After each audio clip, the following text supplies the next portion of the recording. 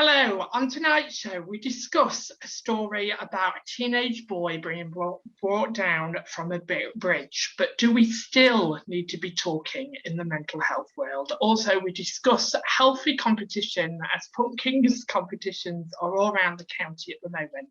But who has got the biggest? But we talk about, do children need to be taught at a young age that it's okay to win and lose in games? And we finish on the Sarah Everard story as we carry on, where there's a new app called Girls Night In. But do we need to be looking at boys as well as girls as victims? All that on tonight's show.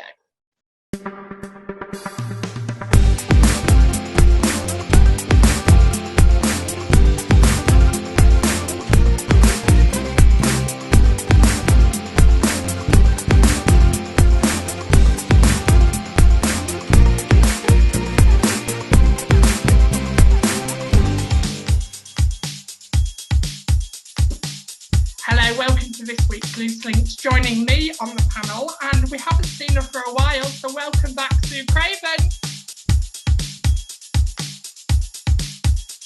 Hello. Claire Browning-May. And Sandra Overton. Hello. As we discussed this evening, that mental health word is coming back in local press again as a teenage boy stood on an edge of a bridge wanting to take his own life. So we discuss the mental health world and if we need to talk that little bit more. Also, we talk about healthy competition, as in news everywhere, it's all about who's got the biggest this week. No, I'm not talking about that. I'm talking about pumpkins. As we discuss, is it healthy to be talking to your children about healthy competition on winning and losing? And we finish on the Sarah Everard story as it's come up this week in press, and we have quite a heated debate on actually, are girls just looked at as victims, or do we need to start looking at men as not just being the persecutor? All that and a lot more on this week's Loose Links. Good evening, ladies.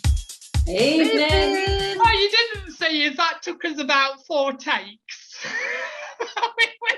Sorry, it took who? It took me 4 takes. There's a couple of things I need to say this week. First of all, our former panellist and co-star Georgina Croshaw is in hospital this week, has been rushed into hospital. We can't give any more news than that, but we send a lot of loose love over to her and a speedy recovery. So we're all thinking about you, Georgina. Also this week, ladies, it's been a bit of a difficult week for me. At the end of last week, I was on my way home from Rachel Penny's house and I dropped my mobile phone in the middle of the street. Somebody luckily picked it up, and I can't remember his name. I think his name was Cyril. And I met him, Rachel's brother met him in a pub and grabbed my mobile phone off him. But they say it comes in threes. I was on the way to work this week, crossing a road at a green man, and a car knocked me over.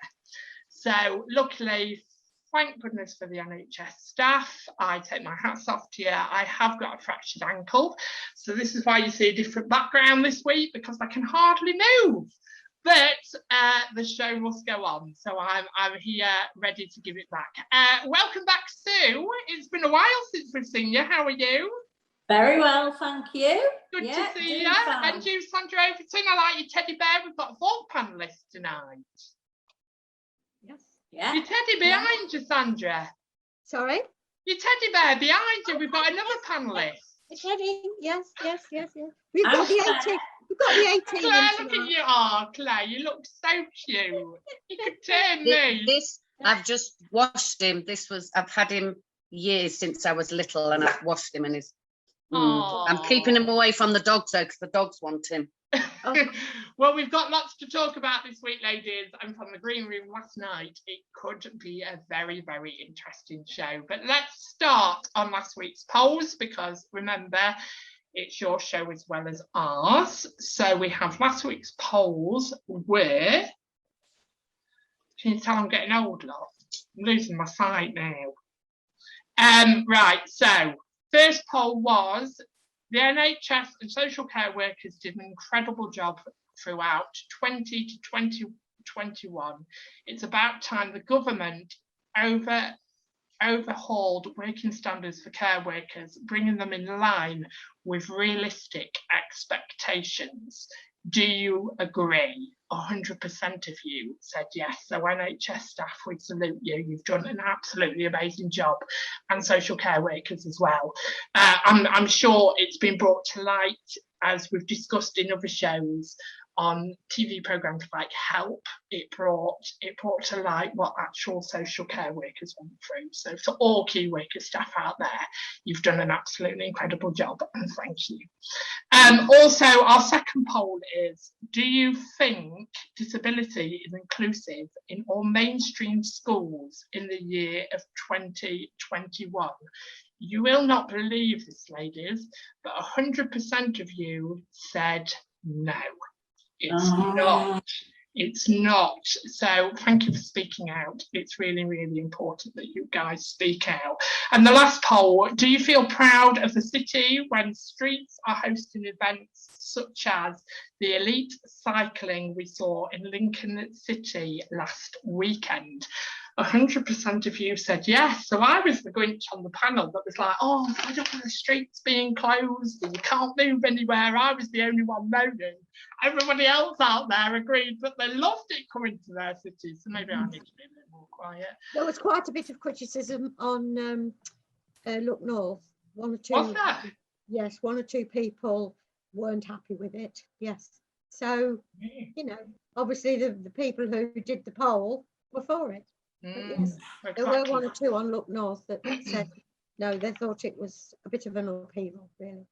But let's go on to this week's shows. Quite a controversial story we're starting off with, ladies. But we like to do stories that make people talk, really. And I think the more we talk about it, the better. But a man from Lincolnshire has been given an award by police for his bravery after saving a teenage boy's life as he was talked down from the edge of a bridge during lockdown. Isn't it shocking? A teenage boy, the edge of a bridge. It's just shocking within its own story.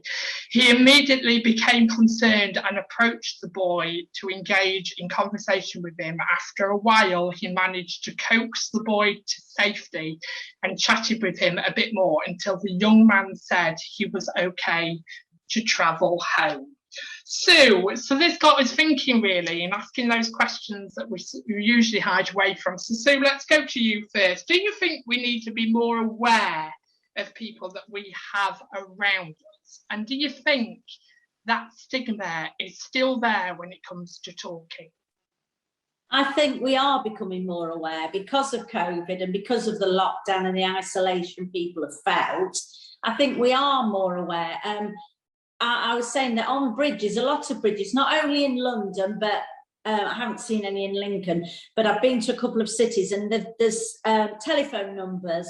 If you're feeling down, if you're lonely, you're depressed, you need somebody to talk to, ring this number. So I think people are becoming more aware, but I think people hide it as well. You never know. I think you've got to be more open and challenge somebody. If you think they're feeling down or there's something, just ask them.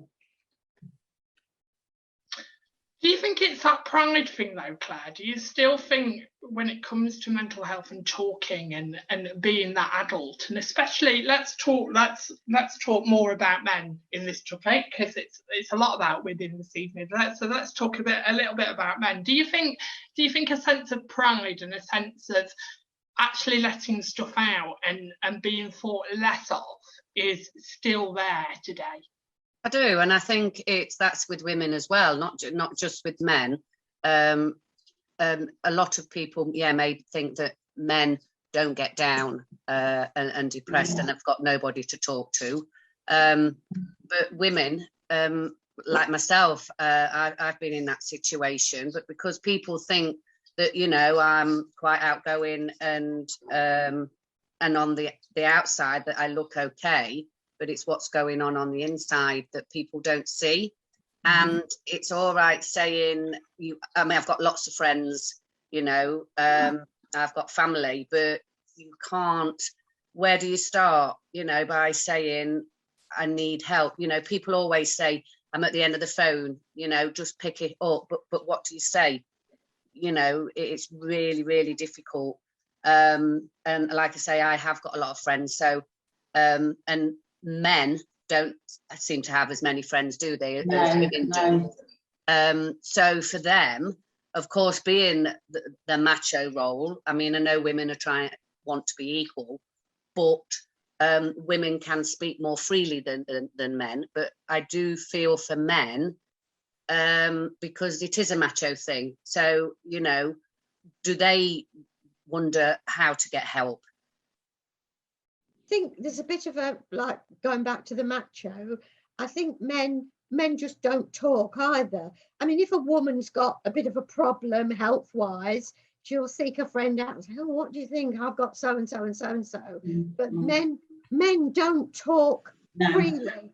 And like we said, even though men do have friends, they don't talk to them like a woman talks to her woman friend. Men just don't talk. They keep it within themselves. I think the stage. I think for me personally, I can't talk for all men out there, because a lot of people call me more woman than man. So Craven, shut your face. I do think there's a bit of a journey when it comes to a man's friendship. So when you're friends with a man being friends with a man, I think there's a bit of a journey that you go on, because to begin with, it's just like pub banter. Do you get what I'm saying? You meet with someone in the pub, you have a bit of a laugh with them, a couple of drinks, but you don't really go deep. And I think it's when you go on a bit of a journey, and the people that really care about you, I can only really relate it to my best friend, really, because my best friend is male. And at the beginning, we were just chatty, how you doing? Is everything all right? How's everybody coping? And it was just chatting like at the pub chat. Do you know what I mean? It took a couple of years for us to both, more for him than me, because I was a bit more of an open book to him than he was me. But I think it's a bit more of a journey for a bloke to be talking in depth with a bloke. Do you know what I mean? I think women, it's almost like in women's genes to do it. Do you think that's what Claire was saying? Yes. And I think, like, you know, I'm not saying it's always single men or women, but say for myself, who is single, you know, my friends come round, you know, but I might be like the life and soul of the party because my mind's taken off what's actually happening inside. So when they go, that's when you feel on your own. Do you know what I mean? Whereas what I'm trying to say is for the men, they may not have the mates round because, you know, they go to the pub. You know, they all go to the pub and they talk about whatever, but probably not about what's really hurting them because they're embarrassed for them, because their mates, I don't know, like I say, I'm not a bloke, but for them mates probably just to say, oh, come on, you know, you're just having a bad day. But it goes deeper than that. And it's trying to talk to somebody, which is not necessarily to talk to somebody who you know, because I think it's easier to get things off your chest to talk to somebody who you don't know. Yeah. So do you like these? Because I find them, if I'm honest, ladies, and I might get slated for saying this, but I find these chat lines at the end of TV programmes a little bit, I don't know the word, a little bit, what's the word? Patronising, yeah. I find it a little bit patronising at the end of a programme. They put if you want any help or support, there's this telephone number. But actually, you're reaching out and talking to people that can't even talk to the people around them, and then you're expecting them to ring this ITV, BBC, whatever line to speak to somebody. But I think that's still a journey. I think to get to that point is still a journey, and actually we should be doing more than just putting a telephone number at the end of a TV drama. Do you know what I'm saying? It is, but probably what the TV drama is about. It is about what helpline they've put at the end of the programme. And again, like I've just said, it may be easier for them to think, oh, there is help. They don't know me, they don't know my situation, but for me to talk about it with somebody, because like me talking to my friend knows my situation or most of it, do you know what I mean? So to talk it out fresh with somebody who has got a bit of knowledge and of helping and supporting people in this certain area, I think it is needed. I know you say it feels patronising, but it's like whatever you just watched, a soap or whatever, if you don't want to watch it, turn it off. If you don't want to read what they've just said, it's like, oh, well, that's not for me. But it might be, even if it's one person that they save, then that's one person that's been saved. Has anybody been following the three men? It's been on BBC, it's been on the morning programme, Breakfast, and also they're three men. They've walked from one side of the country to the other, and they all met through the suicides of their daughters. They didn't know each other. And the thing is, they contacted this group called Papyrus, and they came together through this. They got family, but they needed somebody else to talk to, and they've walked and they've raised so much money for Papyrus, but they're saying they've done so much good. On the way, people have come out and talked to them about their situations, they've had men who've never been able to really talk, they've unburdened themselves. Papyrus said since they've been walking, there's been an uptake of more than 40% more men contacting for help and support. Something like that is really good. I think one of the guys from Grantham, or he's very local, because it was they covered it on Look North the other night. They did, and they did. Very emotional. And on the walk, as Sue's just said, they met people along the walk who have been in the same situation as them. And that's amazing. Amazing, it is. Stories like that is amazing. Yes. £1 million. So that means that charity, for the charity, I'll be able to have more call people to help. They'll be able to help. They'll go into schools more, help these youngsters. I think we are becoming more aware, quite rightly. And I told you the other night, since lockdown, there's this phone line you can join, again run by volunteers, but they're trained, and it's called Black Dog. And they call it Black Dog because it's when you're in a very black mood, very depressed, very down. And they've had a high uptake of people, men and women, but they're there to help and support. So and you won't believe, Sue, how many people use that saying, Black Dog. You would not believe in the mental health world how many people use Do that. they? Yeah, use that saying, Black Dog. It's a big word used in the mental health world, but stuff like that is fantastic. But I remember, I don't know if it was a couple of years ago, and some people do it really well. Like that story is fantastic. It's making awareness, it's making people call and stuff like this. But I am going to play ITV a little bit. ITV did this whole week of we need to talk more, we need to be silent. And I remember watching Anton Deck. I love Anton Deck. I'm a big fan of Saturday Night Takeaway, and I was watching it, and they stopped the show and they said it's really important that we talk to loved ones and this, that, and the other, and we talk more. So no, it wasn't Anton Deck. Sorry, it wasn't Saturday Night Takeaway. It was Britain's Got Talent, and they literally said, right, we're going to be silent now for 60 seconds for an opportunity to speak to your loved ones next to you. 60 seconds. It took me nearly over 10 years to work out what was going wrong with me. And you're expecting somebody to sit back while they go silent for 60 seconds to turn to their wife, husband, partner, whatever, and go, oh, by the way, I was thinking about suicide last week. I wanted to inform you now.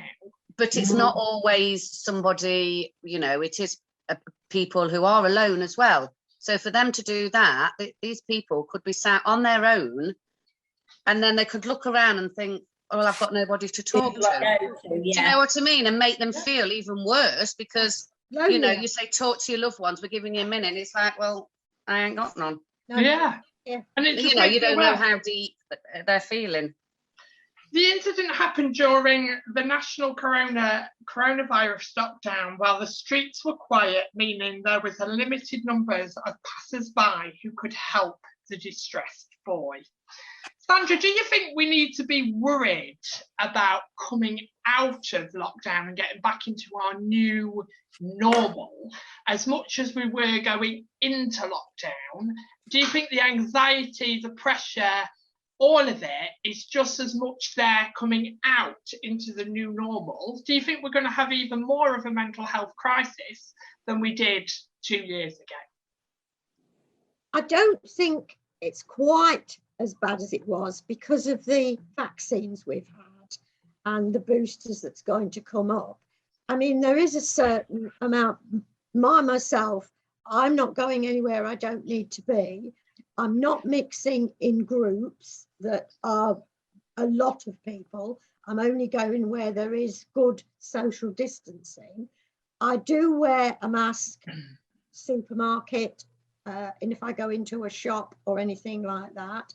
I do think people could still be wearing a mask, and I think Boris will probably bring that back. I don't think there's quite the anxiety there was, certainly not with the young people and people who haven't been vaccinated. I think some of the older people in my age group, yes, I think they are worried. Is your age group 35 to 40? Have we got it right? Oh, how I wish. You need to double that and a bit more. No, I think my age group, my friends and people that I associate with, we are still being very careful and we are worried about the future. Yes, I think there still is. The anxiety is with the older age groups, 60, 70 plus. Definitely. Yes, I think so. You see, the thing is for me, and not me personally, it's like, you know, all those jobs that were lost. So therefore, you know, that's when people became depressed and everything. You know, yeah, now everything's starting to get back on track. Yes, there's vaccines, but if, you know, I'm not saying we have to go into another lockdown, but, you know, if people are not adhering to what Boris says, or if Boris doesn't say put face masks on and then the death rate comes even more, then, you know, it's going to be inevitable that we're going to have another lockdown and again more jobs, you know. So for the mental health state for a lot of people, you know, it's going to be quite worrying. And I think people are frightened that we may go back down into lockdown, and they, especially as you said, if they're living on their own, and they suffer terribly, you know, the loneliness and things. And I think people are frightened. I have a friend and she's frightened that if they go again, she said, you know, what will happen, and it is hard. Yeah. But do you think we're in the situation we're in because people earlier they did not stick to the rules. There were some people who didn't stick to the rules. I mean, I don't think the mask should have been lifted. I think you still wear a mask. I agree. I do. But even now, when people are saying to Boris, why are you not bringing masks back? You know, that it is, at the moment, it's free will. And, you know, that mask is there to protect you and the other people. Yes. So, you know, it works both ways, doesn't it? Of course it does, yeah. So I think if you wear it, you know, you are protecting yourself. Yes. It's as much to protect yourself. Going off COVID a little bit though, do you think we've become more lazy? And not lazy, and also what I'm saying about anxiety, do you think anxiety and the mental health pressure is still going to be there?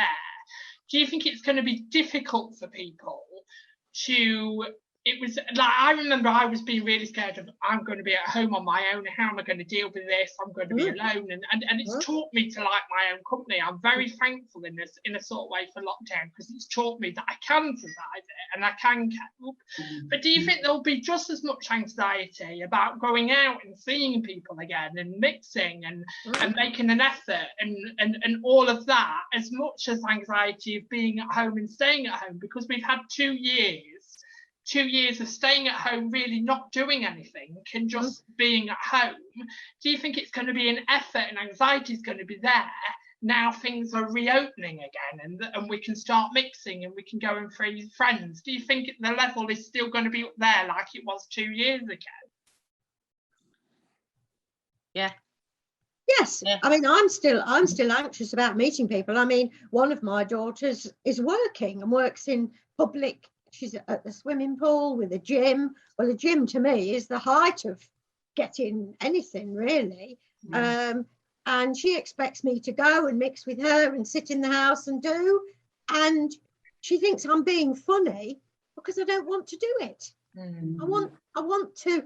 I live on my own, and nobody can come and look up. I wouldn't expect anybody to come and look after me. So who could come and look after you if you've got COVID? You don't want to go in anybody's house that's got COVID or whatever. And when you live alone, I think you are more anxious, most definitely. Yeah. But you've just got to be careful. And I can't do any more than I do. Just be careful. We've all got to still be careful. It's not going to go away. I'm not going to wake up tomorrow morning and suddenly, COVID's gone, it's disappeared. We can all go out, mix and do how we want. That isn't going to happen. No. We've still got to be very, very careful. Claire, do you think with younger people we have enough support nowadays, enough guidance and support? And do you think it's a little bit harder because of the world of social media? Well, again, with young people, it depends if they're going to talk. Girls and boys. And again, like my son last year, are coming up for his GCSEs, but of course didn't take them. Again, and then it happened the following year for all those school leavers that were. So it's really difficult. And like I say, I don't know if they're getting enough support. I know for a fact my son didn't, and he still isn't, because he wasn't on anybody's radar. So he was just forgotten about. But for my mental health, for him, I'm looking after him. Do you know what I mean? Yeah. But that's me. Social media, yeah, but you can't blame social media for everything. No. If you need help, like I have not needed help, like research, it is there. It's just keying in the help. The right help, and it would be there for you, in all ages. But like I say, I've not actually rang a helpline myself. So what do you think? Because you pulled a face when I said social media. I think social media's got a lot to answer. I think it's like, just take for example, if there's bullying at senior schools, there is. I mean, they're much better, but it's still bullying. Well, it used to be, if there was bullying, my daughter, she was bullied, but she could come home to a safe sanctuary. She didn't have a mobile phone, so she got away from it. She could talk about it. Now, they've got their mobile phones and they keep constantly getting at them and they can't get away from it. They see social gatherings they've not been invited to. And I think if you're feeling lonely, depressed, anxious or worried, and you see and you're not in that gang or something, I think it must be so difficult. And I think there's that lady of Facebook, I can't remember her name tonight. She's given evidence against Facebook. She's saying that we need to curb things, and it's not good for young children's or anybody's mental health. It's not for anything though, is it? You've got to be beautiful. You've got to look like this. You've got to be perfect. Get made up. Do you want to look like? Be a lookalike, and then you choose somebody that you've got to look like. I mean, there's 3 of us ladies on here. I've said this before. We've all three of us got eyes, nose, mouth. We've got a bust, a waist, but we're all different. Different, yeah. And not one of us, I don't care who it is, will never be perfect. No, Will never be definitely perfect. not. It's pushed at the young girls that you've got to look like this. And boys. And boys. Oh, Yeah, and boys. Men, Yeah. they get these horrible, muscly men. There was one on Facebook like last week. Would you like your husband, boyfriend to look like this? Sorry, but you want to throw up. It's dreadful. So basically, let me just go back to your application form, Sandra. So nobody that's muscly, nobody that's I'm a muslim man, just a millionaire. with a yacht, nobody that's musly. Remember to have your say, join in our conversation, join us with a cuppa, have a sit down and talk about what you think of the mental health world. Do we still need to be talking? Is there a big stigma there that is still there really and hasn't really moved on, even though we are looking more into the world? Stay tuned as we have a fiery debate right at the end of the show about the Sarah Everard story as it's come forward about a girls' app called Girls' Night In, persuading girls to stay in and have a night in instead of going out. But is this sexist? Are we just looking at females as victims and not males as victims? We've got a fiery debate right at the end of the show, so stay tuned for that.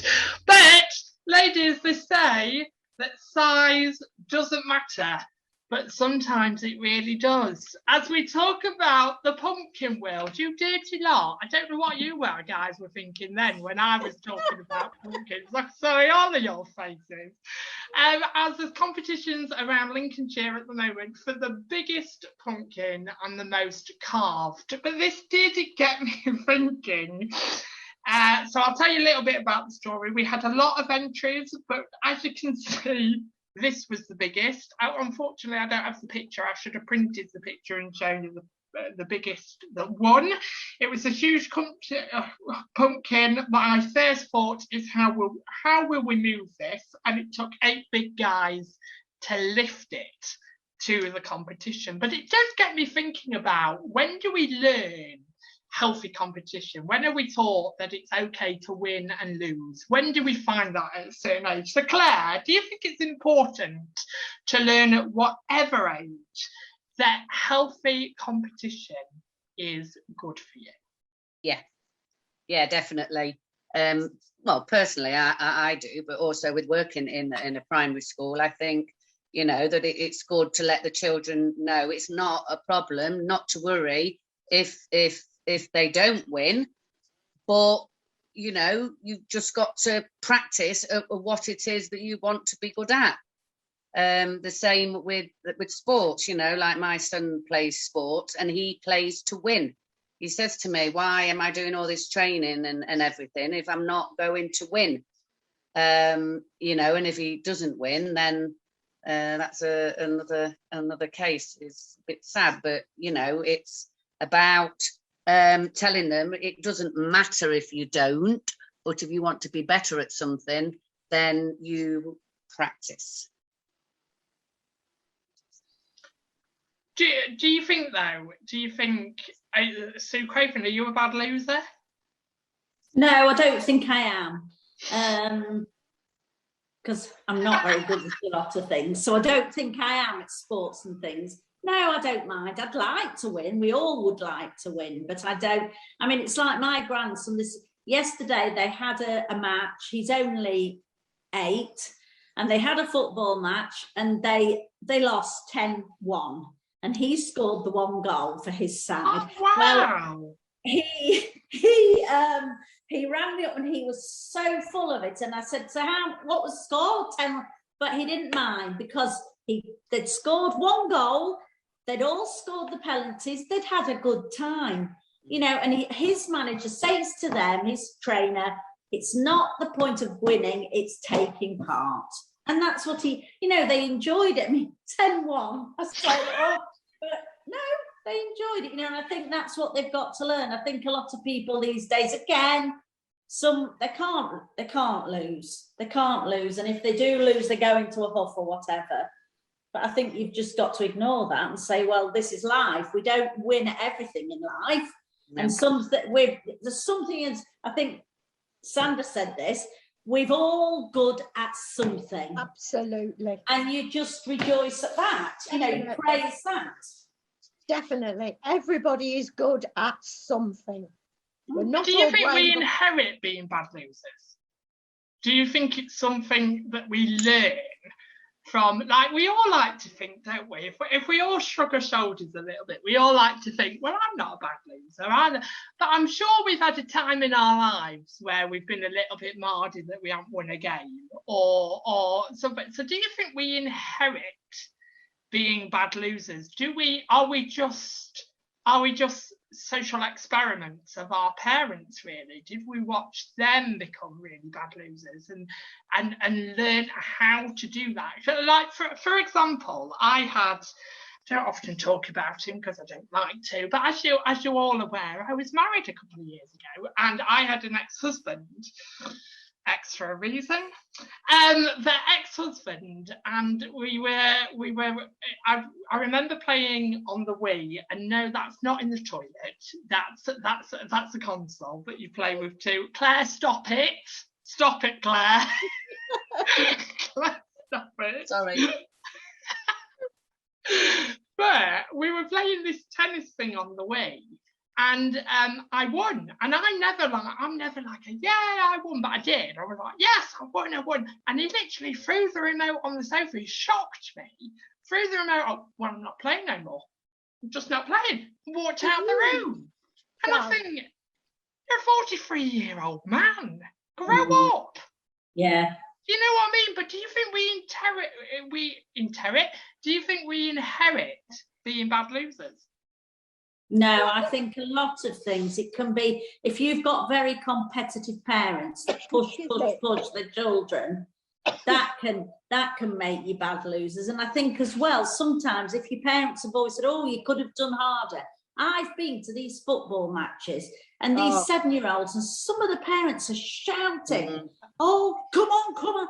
You know, that must make them think, well, and so they will feel upset, and they will probably be upset if they've lost, not only for themselves, but thinking they're letting their parents down.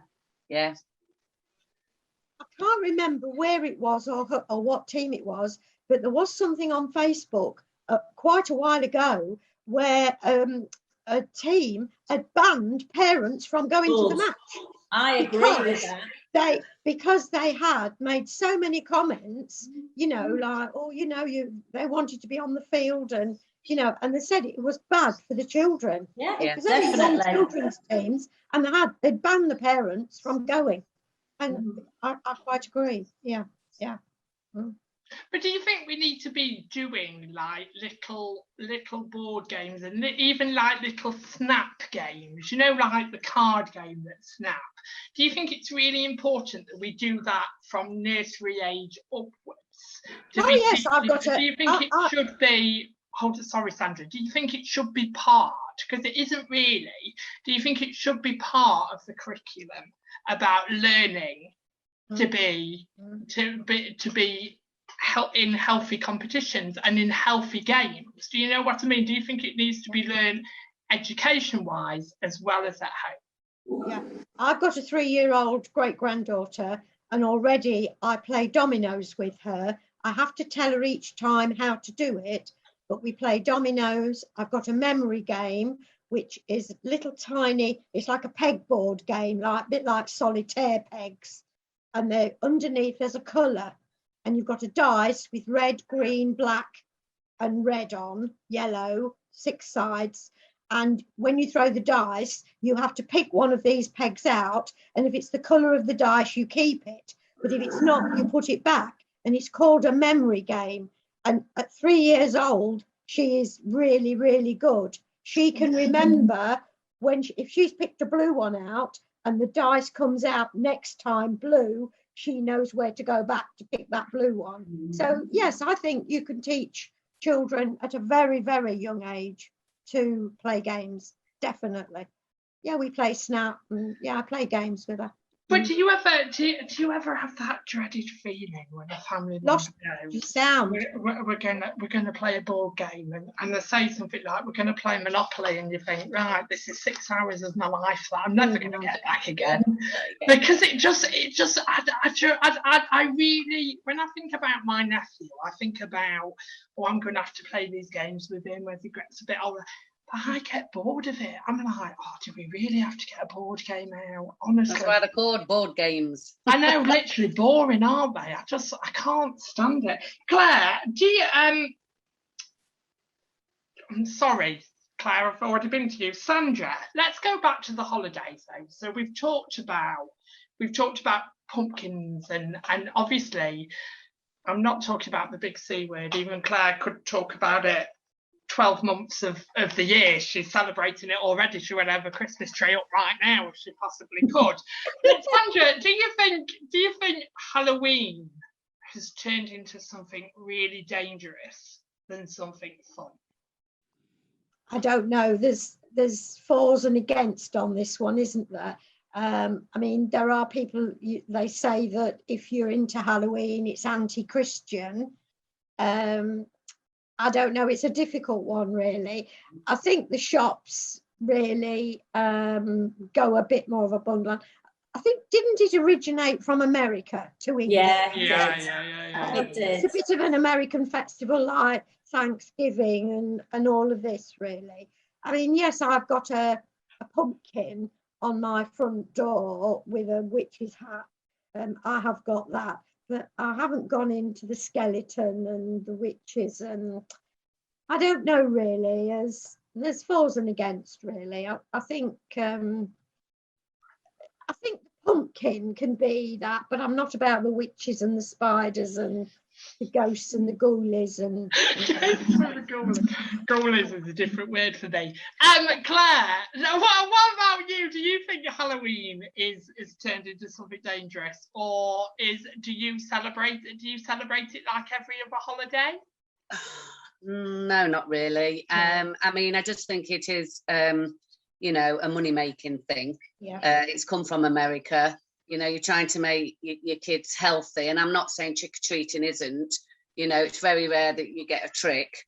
But you could say that for a lot of holidays, though, couldn't you? You could say money-making for Mother's Day and Father's Day. It is. Well, they are. But like Christmas is you're rejoicing the birth of Christ, but Halloween, what are we doing? We're putting ghosts and ghoulies up and grabbing sweets. So that did remind me, though. I did put a note down. I'm just wondering if I could borrow your face for Halloween. Yes. So is that all right? I think he was talking to me, Claire. Oh, was he? Well, I was going to say. He was, you see. Okay. Just wondering, are you going to do another Piers Morgan moment and just walk out of the room? Yeah. Right. So do you think it's got dangerous? Do you think as years have gone on that actually it's become more of a dangerous thing now, Halloween, than it has become a fun thing? I don't think it's dangerous. I think you do get the people that go around scaring and things. But I mean, it originated, as you say, in America, and it was because of fall, because of the colouring of the leaves and the way that autumn came and before their harsh winters and things, and it was coming up to Thanksgiving. So it was always really, really celebrated over there. And as you say, we cottoned on here and everybody did it here. But to me, I can remember when my children now are in their early 30s, but we used to have a Halloween, but we didn't go trick-or-treating. No. We'd have some friends around. We did Bob the Apple.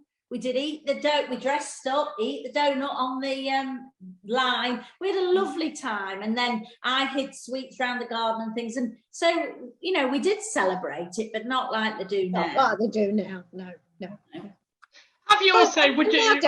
Nowadays, it's not really safe, is it, for children, unless an adult goes with them? I mean, I last year I did have a little boy come, but his mum was with him. Yeah. But it's not really safe, is it, to be going around the streets, which will lead on to the next topic. But again, staying on Oh, that Sarah's, topic. I'm just taking over anchor here. COVID. You know, it's Yeah. like you're getting sweet. Kids are just, you know what they're like. They don't just take one, they grab, I know. and then the next kid comes. Do you know what I mean? It's like, it's difficult, but I just think it's, commercial thing, isn't it? it is a commercial thing, and it goes money on. making. Yeah, money making, and it Money goes making. on for weeks. Christmas should, because we are celebrating. Yes, that's more of a You love celebration. all of Christmas, Claire. It doesn't say anywhere in the Bible that from October you should be watching Christmas films at home. Oh, I love my Christmas film. It doesn't say anything about that. But have your say. Do you think healthy competition should be in education? Do you think Halloween has become dangerous as well as fun? Make sure you have your say. You are the fifth panel member. That leads us on to our final topic of the evening, and I feel like I'm very much on my own with this topic, but we'll go with it. Harassing women on a night out has to stop.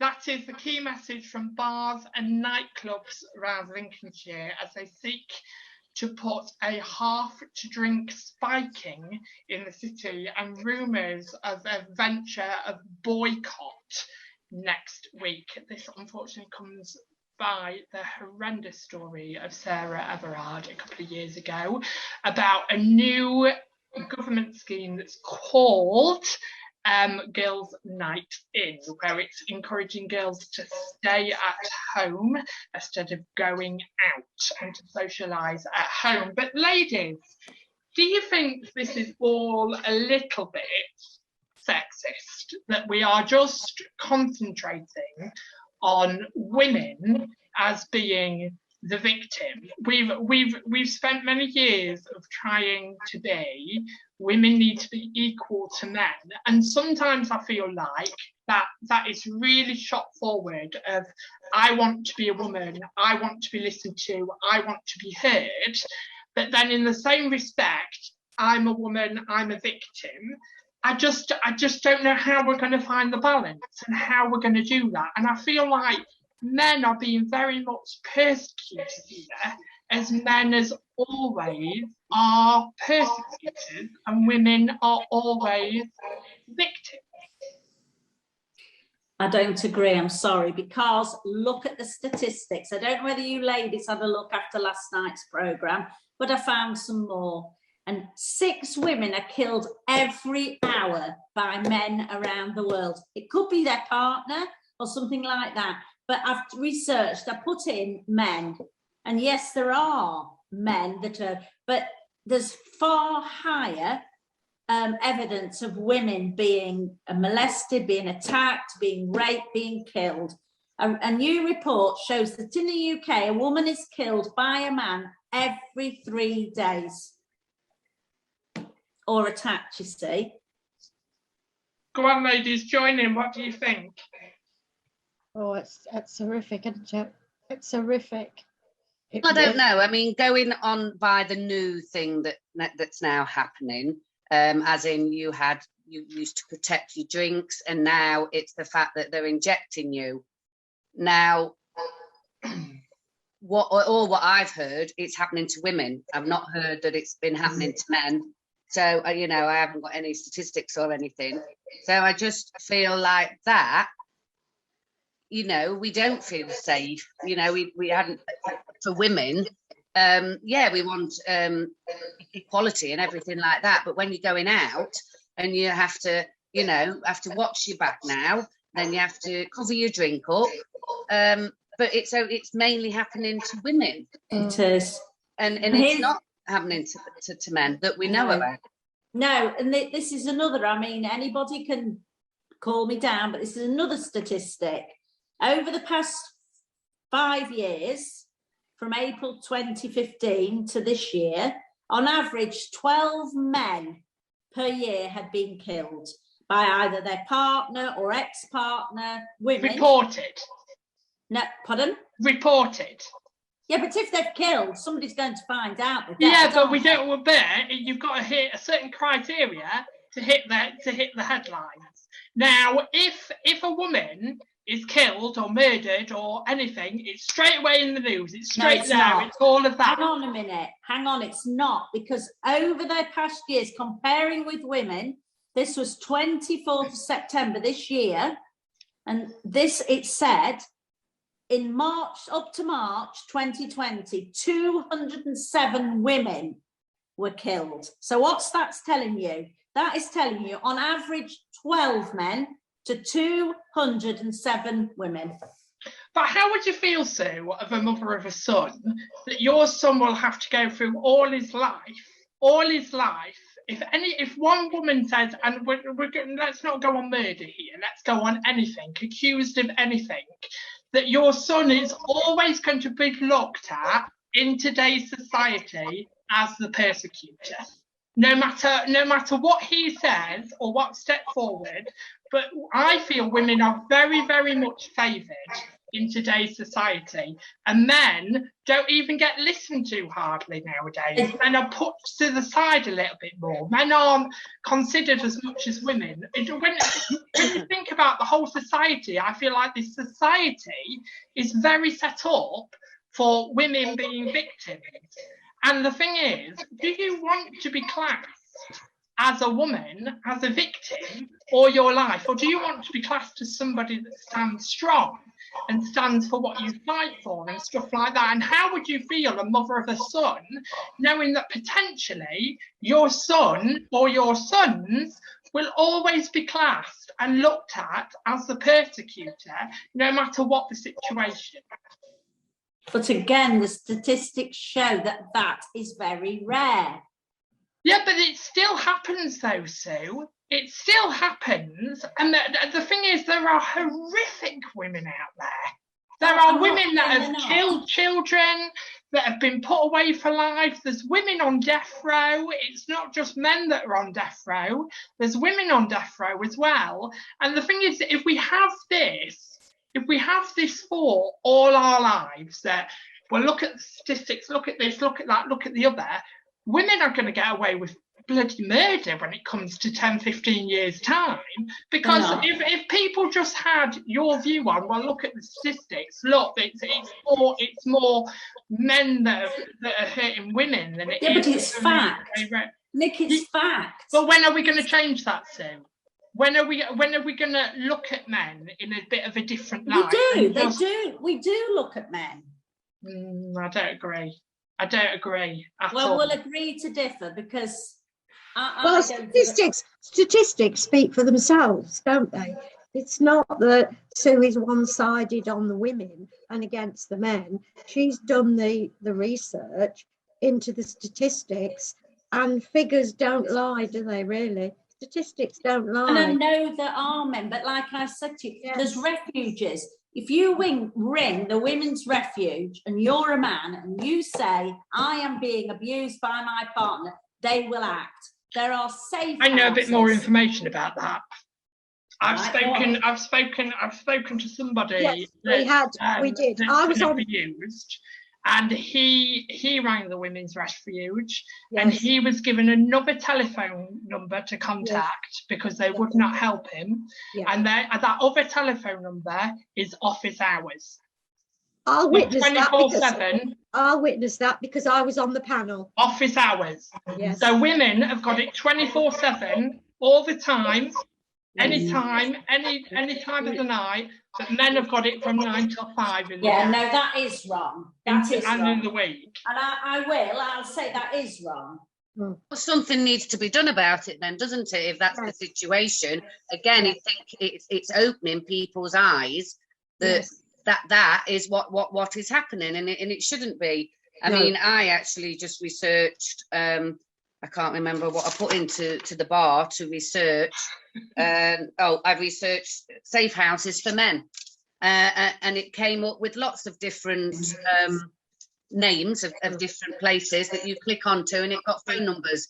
I didn't look into the opening hours, but you know, I think for a lot of people as well, it's knowing where to go. You know, so, and I'm not very computer savvy anyway, but you know, I just googled that, and something came up. But you can ring the Samaritans. They have numbers for men and women. You can ring Black Dog. You find their number. You can ring them. They've got numbers. They can get help. But that is really bad. What you said out of hours. That shouldn't be on. You know, especially that refuge for the women. You would have thought that somebody there would have thought, you know what, when it's opening hours, I'm going to ring that number and just say, you know what I mean? That's what I'm saying about. I'm not saying at all, and I completely get what you're saying, Sue, about the statistics and looking at that. But I don't think we're looked at fairly enough as much as women are. Do you know what I mean? Like that line is open 24/7 for women. 24/7.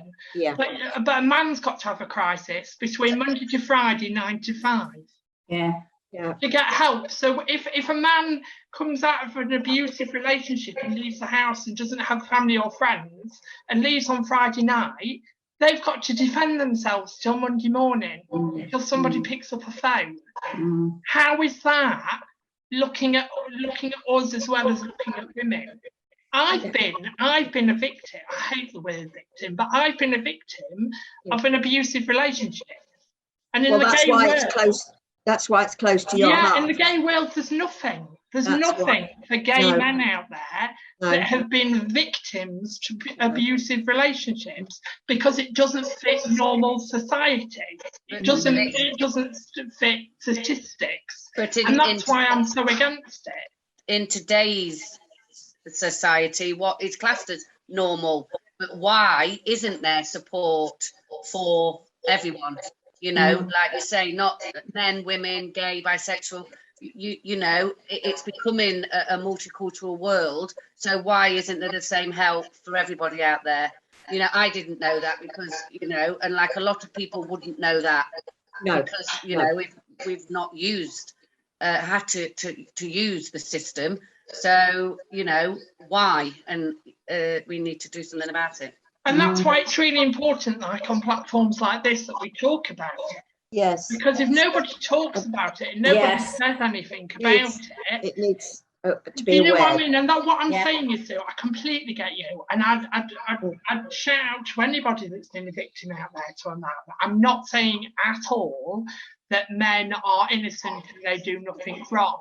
All I'm saying is, in some way, this has got to be equal, and it's not. It's very much women are up here and men are down here. When it's talking about support, reaching out, stuff like that, it's not equal. It's not equal because we're looked at, well, you're the man. You should be stronger. You should be getting on with it. I don't agree with you there. I don't think it's that. I think it's probably because there haven't been as many men. And probably men haven't come forward. I think it goes back to what we were talking about, this boy on the bridge. You know, men don't talk about the mental health. They don't talk about abuse in the home or abuse. They don't talk about it. I bet gay men don't talk about, or, you know, if somebody raped them or something, because they just don't know where to go. Well, for stuff like that, though, it's like anything, isn't it? When you think about cancer research, when you think about Mind, when you think of all charities, it's about doing that more research. And okay, it doesn't happen, but we need to be prepared for when it does. Yeah. When it does happen, things need to be in place, things need to be set. We can't just go, well, it doesn't happen, let's not go down that road, let's not even think about it, because stuff like that doesn't happen. We had a disaster of 2020, and it shows that our government wasn't prepared, wasn't ready for it. And actually, if we'd done more research, if we'd listened to it and been more prepared for stuff, we're going to be there to conquer it, aren't we? But if we keep saying, well, statistics and stuff like that doesn't really happen. Yeah, but come on, I agree with you in that sense, but COVID is just a different kettle of fish altogether. I mean, they are doing, me personally think, the best what they can. I'm not saying it's always right, but no matter who you've got in government, whichever way, they're going to be wrong. You know, I mean, it's a world pandemic. And, you know, they're just trying to do the best that they can in this situation. I mean, they don't know. I mean, now you know, the numbers are going up and up and up again. So, you know, that's different because, yeah, we should be wearing face masks, but then we have got the freedom to wear the face masks. Do you know what I mean? But going back to the topic, then, you know, it's not highlighted enough, and things do need to be done about it. But how do you get that ball rolling? How do you do that? But let's talk about women then a little bit. Sandra, do you think now that they're thinking about this and they're talking about girls' night in, do you think apps will really help society? Do you think having an app where you can contact somebody, where you can message somebody and go, I'm struggling? Because the thing is, this app is basically saying that they can contact and then it would be put straight through to the local authority, and an officer or of somebody, PCSO, will be out to you. Well, if that happens, a woman can feel unsafe every bloody 2 seconds while a police officer's out everywhere, every single second. And why have an app when you would just ring 999? Yeah. Why would you log on to an app? They might even take your mobile phone off you, depending how you're attacked or whatever. You might not have your mobile phone, so you might not be able to do. No, I think an app's a complete waste of time. But there's not enough police on our streets at the moment. No. And now they're talking about. Sue, we've lost you, by the way. If you I'm back. you're back. If you think about, if every time a woman felt unsafe.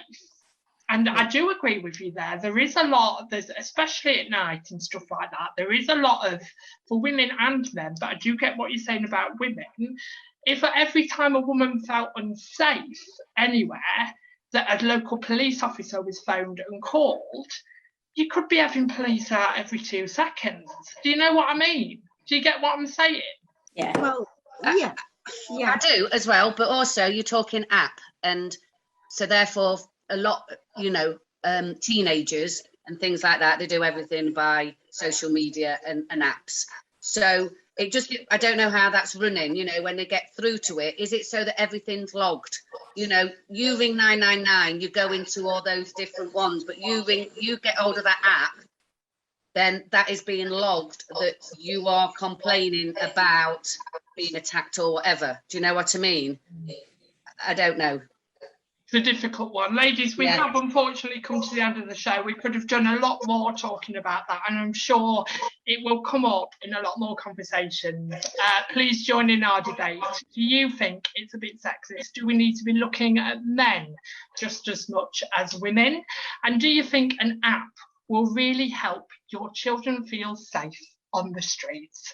Have your say. Make sure you give your evidence as well as ours, because your opinion is just as important as ours. Thank you for joining us on tonight's show and sitting back and joining in with those quite heated debates. Are we all still friends? Are you my friend, Sue?